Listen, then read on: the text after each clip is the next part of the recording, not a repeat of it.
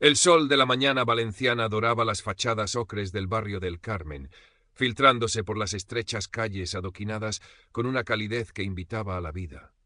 Pero el estruendo llegó antes que la luz plena, una disonancia metálica que desgarraba la serenata de persianas subiendo y cafeteras en marcha.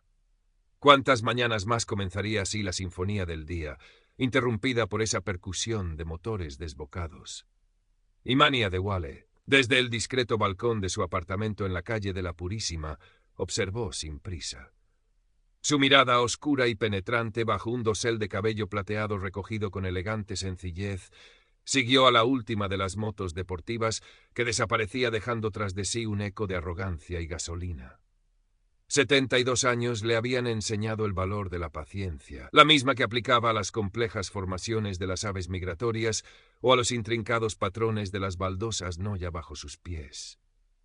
Esta nueva alteración en el ecosistema de su barrio adoptivo, sin embargo, vibraba con una nota particularmente discordante. No era solo el ruido, ni la velocidad insultante en calles donde los niños apenas comenzaban a despertar para ir al colegio. Era el patrón. Siempre había un patrón.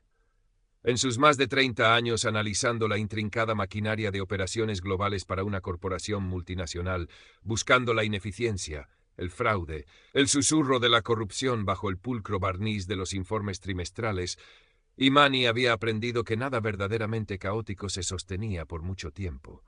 El caos era solo un sistema aún no comprendido. Y los cometas negros de Valencia, como se hacían llamar estos jinetes del asfalto, comenzaban a dibujar una partitura demasiado predecible en su aparente anarquía.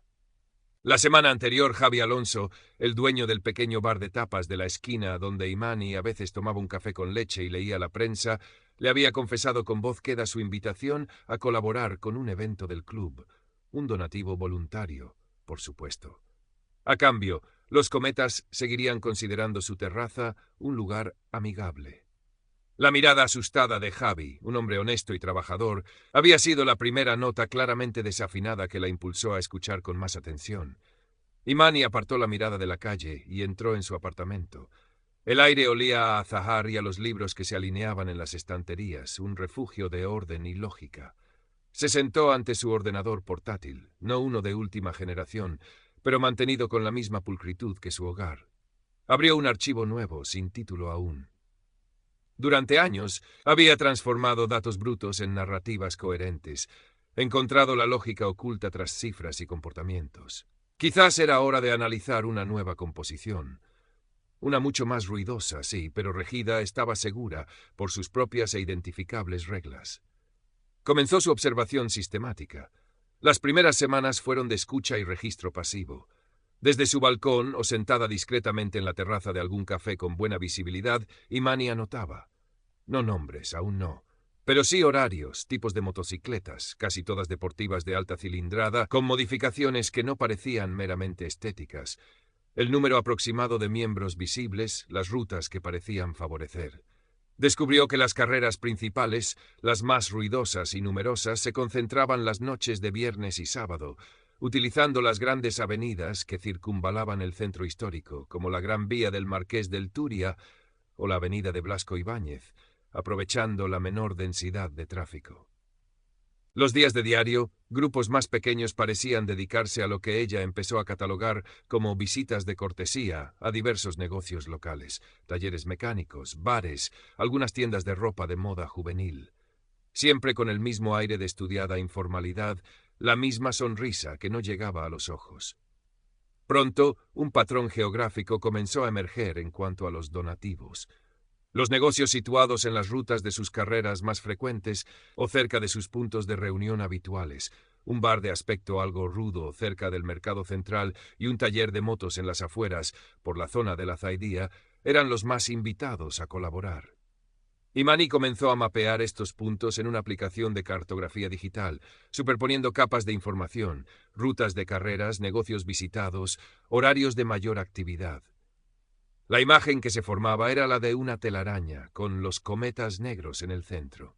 Sus hilos extendiéndose de forma selectiva. Internet aportó más texturas. El club no tenía una presencia online oficial sofisticada, Apenas algunas menciones en foros de aficionados a las motos, siempre con un halo de exclusividad y secretismo. Mateo el Ciclón Herrera, el líder visible, aparecía en algunas fotos de eventos motociclistas locales, siempre rodeado de admiradores, su sonrisa carismática y un tanto depredadora. De Sergio el Lince Rojas, el supuesto cerebro en la sombra, apenas encontró rastro, lo cual, para Imani, era en sí mismo un dato significativo. La ausencia de información a menudo hablaba tanto como su presencia. Fue a través de un foro de acceso restringido al que logró entrar usando un perfil anónimo y una dirección de correo electrónico temporal creada para tal fin, donde encontró la siguiente hebra: las apuestas.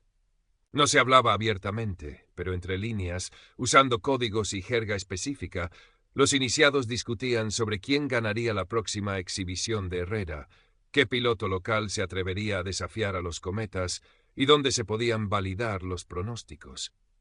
Las cantidades que se mencionaban eran considerables. Las carreras no eran solo una demostración de adrenalina y habilidad, eran un negocio. El tarareo casi inaudible de una melodía yoruba acompañaba a Imani mientras conectaba los puntos. Fraude interno en la corporación, malversación de fondos, optimización de rutas logísticas o carreras ilegales y apuestas clandestinas. Los sistemas eran diferentes, los actores también, pero la lógica subyacente de la organización, la explotación de vulnerabilidades y la búsqueda de patrones para el beneficio ilícito resonaban con una familiaridad inquietante.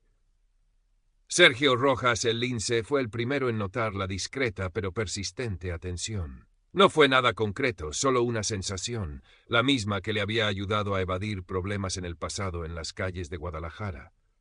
Una mujer mayor extranjera, siempre con un libro o un cuaderno, aparecía con demasiada frecuencia en los cafés desde donde se podía observar bien la entrada de su bar de reunión, o paseando por las calles que usaban como rutas secundarias, informó a Mateo Herrera. ¿Una vieja? ¿Y qué? Rió Herrera. Seguro que le gustan las emociones fuertes, o a lo mejor quiere un autógrafo, jefe. Los demás cometas rieron con él. No seas idiota, Mateo, replicó Rojas en voz baja, su mirada fría como el acero. Nadie observa tanto sin motivo. Averigua quién es. La presión sobre Imani no fue directa. Un día, mientras tomaba su café matutino en una terraza, un grupo de cometas pasó rugiendo con sus motos a escasos centímetros de su mesa, levantando una nube de polvo y dejando un olor acre a escape.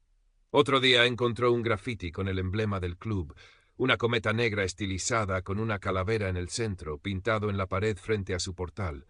Pequeños actos de intimidación diseñados para advertir, para disuadir. Imani no se amedrentó.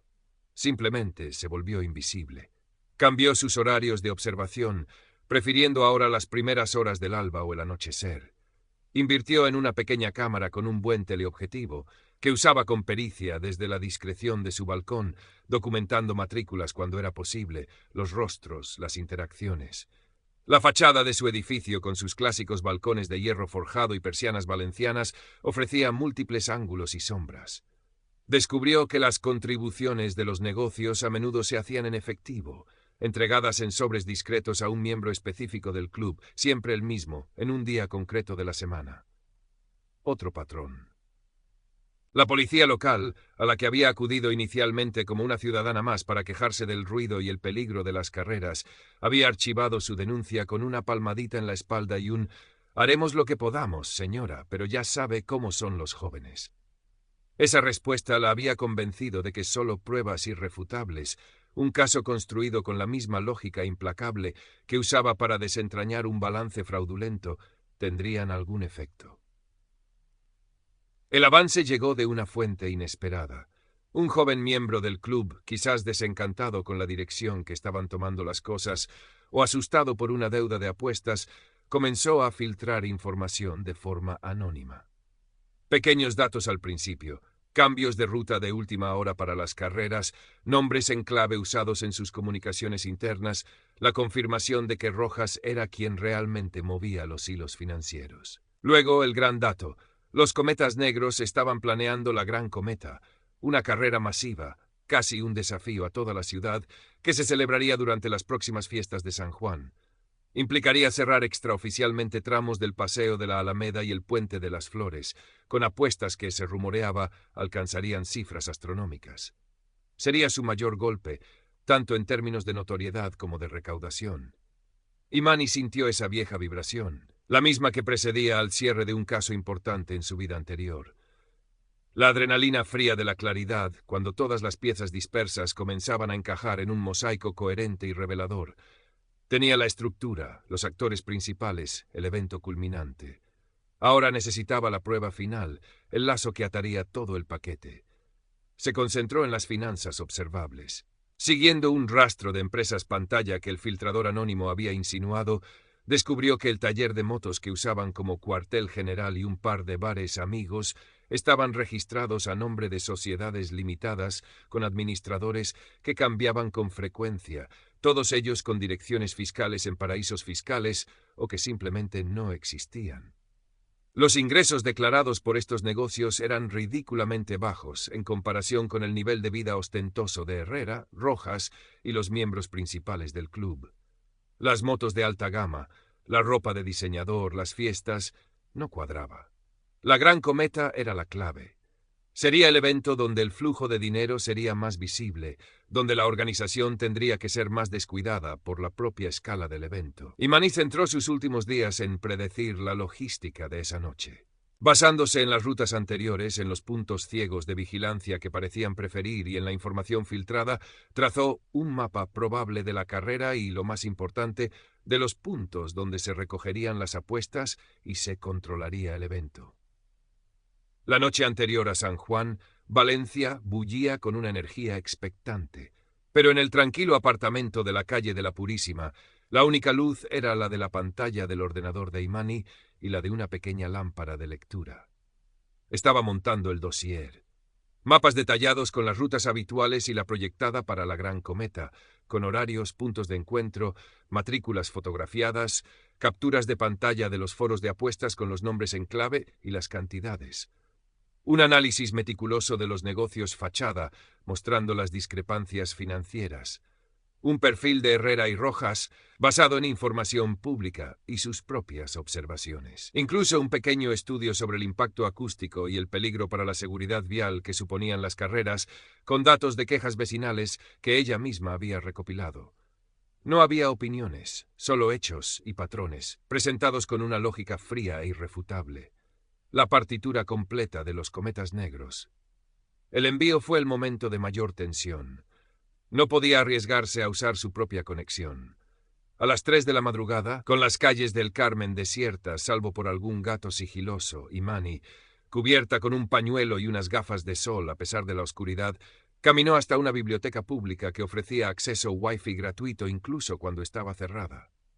Se sentó en un banco cercano, abrió su pequeño portátil y, utilizando una VPN y una serie de correos electrónicos temporales y encriptados, envió el dossier. Un destinatario, la Unidad de Delitos Económicos y Fiscales, UDEF, de la Policía Nacional. Otro, la Unidad de Tráfico de la Guardia Civil. Un tercero, con una versión ligeramente resumida pero igualmente contundente, al correo de investigación de un conocido periódico local que ya había mostrado interés en el tema de las carreras ilegales. Cada correo enviado era un pequeño clic en la oscuridad, una nota lanzada a la sinfonía de la ciudad, esperando encontrar la sección correcta de la orquesta para resonar. Regresó a su apartamento justo cuando el cielo comenzaba a clarear por el este, sobre el mar. No había dormido, pero no se sentía cansada. Había hecho su parte. Ahora, la ciudad, sus guardianes, tendrían que interpretar la música. La víspera de San Juan amaneció con un sol radiante, pero con una tensión palpable en el aire para aquellos que sabían qué buscar. Imani preparó su desayuno con su calma habitual, aunque sus oídos estaban más atentos que nunca a las sirenas lejanas. Las noticias de la mañana no decían nada fuera de lo común. ¿Habría llegado su mensaje? ¿O se habría perdido en el vasto océano de la burocracia y la información digital? A media tarde, mientras el aroma de las primeras hogueras comenzaba a flotar en el aire, llegaron los primeros ecos. No eran los motores de los cometas negros, sino el ulular coordinado y creciente de vehículos policiales. Furgones de la Policía Nacional y coches de la Guardia Civil comenzaron a tomar posiciones en puntos clave de la ciudad, muchos de ellos coincidiendo con las rutas y los centros de operaciones que Imani había detallado en su informe. El despliegue era discreto pero masivo, mucho más grande de lo que se esperaría para simples alteraciones del orden público. Imani observaba desde su balcón una taza de té de rooibos humeando entre sus manos. No había euforia en su rostro, solo una atención concentrada. Vio cómo una patrulla se detenía en la esquina del bar que servía de cuartel general a los cometas. Vio cómo varios agentes entraban con determinación. Poco después, salían con un Mateo Herrera esposado, su habitual sonrisa arrogante reemplazada por una mueca de incredulidad y furia. Sergio Rojas fue detenido en el taller de las afueras justo cuando supervisaba los últimos ajustes a las motos para la Gran Cometa. Las imágenes, captadas por los equipos de televisión que habían sido oportunamente alertados, pronto inundarían los informativos. Los telediarios de la noche abrieron con la noticia: desmantelada una importante red de carreras ilegales, apuestas clandestinas y extorsión en Valencia. Decenas de detenidos, entre ellos los cabecillas de un conocido club motociclista denominado Los Cometas Negros. Se han incautado vehículos de alta gama y documentación que prueba una extensa actividad delictiva. Un portavoz policial mencionó, de pasada, la colaboración ciudadana anónima, excepcionalmente detallada y precisa, que ha sido crucial para el éxito de la operación. Imani apagó el televisor. El estruendo de los cometas negros había sido silenciado. La disonancia había sido resuelta. Días después, la normalidad, o una versión más tranquila de ella, había regresado al barrio de El Carmen. Javi Alonso, el dueño del bar, tarareaba mientras limpiaba las mesas de su terraza, ahora libre de la sombra de los donativos.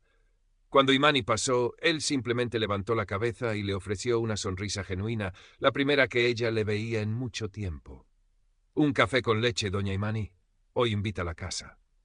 Ella aceptó con un leve asentimiento. Una mañana encontró una pequeña maceta con un geranio rojo brillante en el umbral de su puerta. No había nota. No hacía falta. Imani Adewale continuó con sus paseos matutinos, sus lecturas en el balcón, su vida tranquila. A veces, cuando el viento traía ecos lejanos de la ciudad, aguzaba el oído escuchando la compleja sinfonía de Valencia. Siempre habría nuevas melodías, nuevos ritmos, quizás nuevas disonancias. Y ella, con su oído entrenado y su mente analítica, estaría allí, escuchando, siempre escuchando los patrones en el aparente caos. Su trabajo, en cierto modo, nunca terminaba. Pero ahora el silencio de la noche en el Carmen era mucho más armonioso.